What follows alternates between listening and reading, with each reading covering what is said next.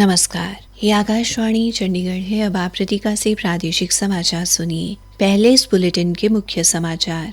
Bharatiya Janata party ने कांग्रेस नेता राहुल गांधी पर देश के खिलाफ काम करने वाली एजेंसियों के साथ मिलने का आरोप लगाया। नई दिल्ली में मुख्य सचिवों का 5वां राष्ट्रीय सम्मेलन जारी। श्री गुरु गोबिंद सिंह जी के 359वें प्रकाश पर्व पर गुरबाणी पाठ सहित कई धार्मिक कार्यक्रम आयोजित। माता गुजरी और साहिबजादों की शहादत को भी याद किया गया। प्रधानमंत्री नरेंद्र मोदी कल दिन में 11 बजे आकाशवाणी से मन की बात कार्यक्रम में अपने विचार साझा करेंगे।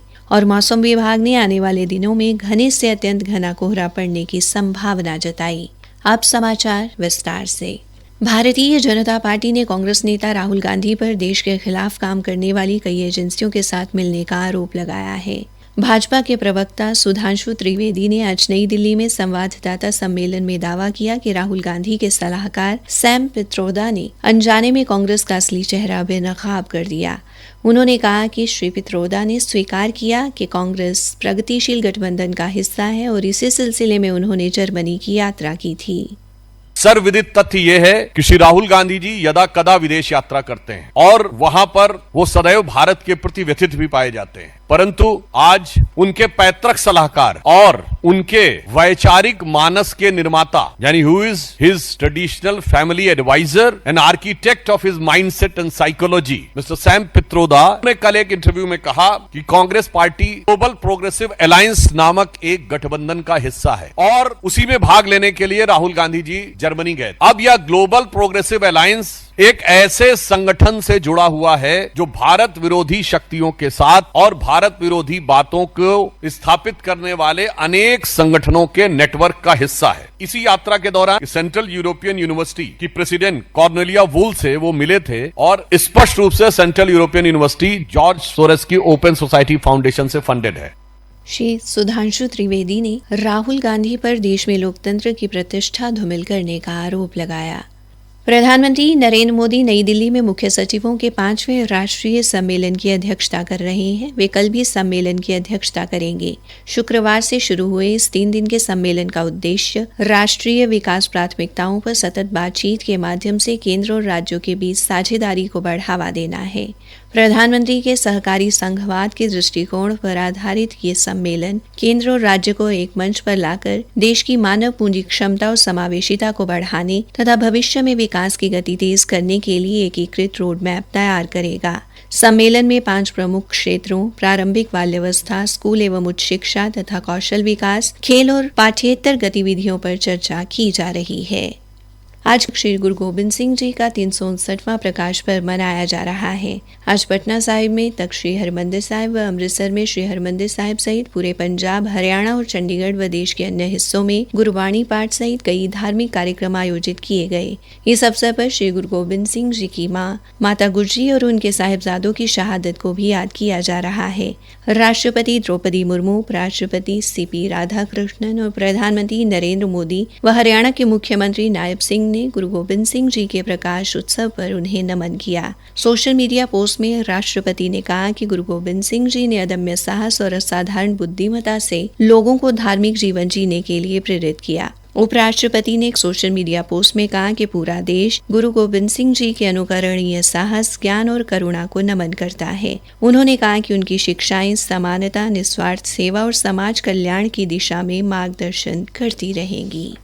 वर्ष 2025 भारत की विकास यात्रा में एक निर्णायक अध्याय के रूप में जाना जाएगा। इस वर्ष ने नीतियों को प्रगति में बदलते और इरादों को साकार होते देखा। विशेष श्रृंखला सुधारों का वर्ष में आज हमारे संवाददाता अश्विनी कुमार शर्मा कराधान क्षेत्र में भारत की प्रगति पर जानकारी दे रहे हैं। मोदी सरकार के कार्यकाल में विभिन्न कर सुधार हुए हैं। वर्ष 2025 को कर सुधारों का वर्ष कहना अतिशयोक्ति नहीं होगी। 2014 से पहले इतने सारे कर थे, यानी एक प्रकार से करों का जंजाल था और उसके कारण व्यापार लागत और परिवार का बजट दोनों ही संतुलित नहीं हो पाते थे। 1000 रुपए की शर्ट पर 170 रुपए कर लगता था। साल 2017 में जब GST लाया गया तो ये कर कम होकर 50 रुपए रह गया और 22 सितंबर को लागू हुए कर सुधारों के बाद 1000 रुपए की उसी किसी शर्ट पर अब सिर्फ 35 रुपए का कर लगता है। भारत में कर सुधारों की वजह से दिवाली पर 60 लाख रुपए से अधिक की बिक्री देखने को मिली और अक्टूबर में रिकॉर्ड ऑटोमोबाइल बिक्री दर्ज की गई। दूसरी ओर आयकर में छूट की सीमा 2014 में 2 लाख रुपए से बढ़ाकर 2025 में 12 लाख रुपए कर दी गई, जिससे मध्यम वर्ग को बड़ी राहत प्राप्त हुई है। यह कर सुधार भारतीय अर्थव्यवस्था और नीति निर्माण में विश्वास, सरलता और पारदर्शिता लाकर विकास और अनुपालन को बढ़ावा दे रहे हैं। अश्विनी कुमार शर्मा, आकाशवाणी समाचार, चंडीगढ़। प्रादेशिक समाचार आकाशवाणी चंडीगढ़ से प्रसारित किए जा रहे हैं। प्रधानमंत्री नरेंद्र मोदी कल दिन में 11 बजे आकाशवाणी से मन की बात कार्यक्रम में अपने विचार साझा करेंगे। ये इस मासिक रेडियो कार्यक्रम की 129वीं कड़ी होगी। ये कार्यक्रम आकाशवाणी और दूरदर्शन के समूचे नेटवर्क, आकाशवाणी समाचार की वेबसाइट और मोबाइल ऐप पर भी प्रसारित होगा। आकाशवाणी समाचार, दूरदर्शन समाचार, प्रधानमंत्री कार्यालय तथा सूचना एवं प्रसारण मंत्रालय की यूट्यूब चैनलों पर भी मन की बात कार्यक्रम का सीधा प्रसारण किया जाएगा। आकाशवाणी से हिंदी प्रसारण के तुरंत बाद ये कार्यक्रम क्षेत्रीय भाषाओं में भी सुना जा सकता है। हरियाणा के एकमात्र शक्तिपीठ कुरुक्षेत्र के श्री देवी कूप मां भद्र काली मंदिर में नववर्ष अभिनंदन के उपलक्ष्य में एवं सेवा संकल्प दिवस के पावन अवसर पर आज हवन यज्ञ का आयोजन किया गया। हरियाणा विधानसभा के अध्यक्ष ने परिवार सहित हवन यज्ञ में आहुति डाली और मां भद्र काली मंदिर में पूजा अर्चना की। इस अवसर पर मीडिया से बातचीत में श्री हरविंदर कल्याण ने कहा, आज माँ का आशीर्वाद लेने के लिए यहाँ पर आया और माँ के चरणों में प्रार्थना करता हूँ कि हमारे पूरे प्रदेश के अंदर हमेशा खुशहाली रहे, उन्नति के मार्ग पर सब आगे बढ़े। ये एक ऐतिहासिक धरती है। भगवान श्री कृष्ण ने यहाँ से गीता का उपदेश पूरी दुनिया को, पूरी मानवता को कर्म का संदेश दिया। हम अपने जीवन में अपने कर्तव्यों का ईमानदारी से निर्वहन करते हुए आगे बढ़े ताकि जो एक विकसित राष्ट्र का संकल्प माननीय प्रधानमंत्री जी का है उसमें हम भी अपनी सहभागिता सुनिश्चित कर सके। हरियाणा में गांव के मजदूरों ने मनरेगा के स्थान पर विकसित भारत जी रामजी योजना 2025 लाने का स्वागत किया है। उनका कहना है कि नई योजना में 125 दिन की मजदूरी किए जाना भारत सरकार और प्रधानमंत्री नरेंद्र मोदी का सराहनीय कदम है।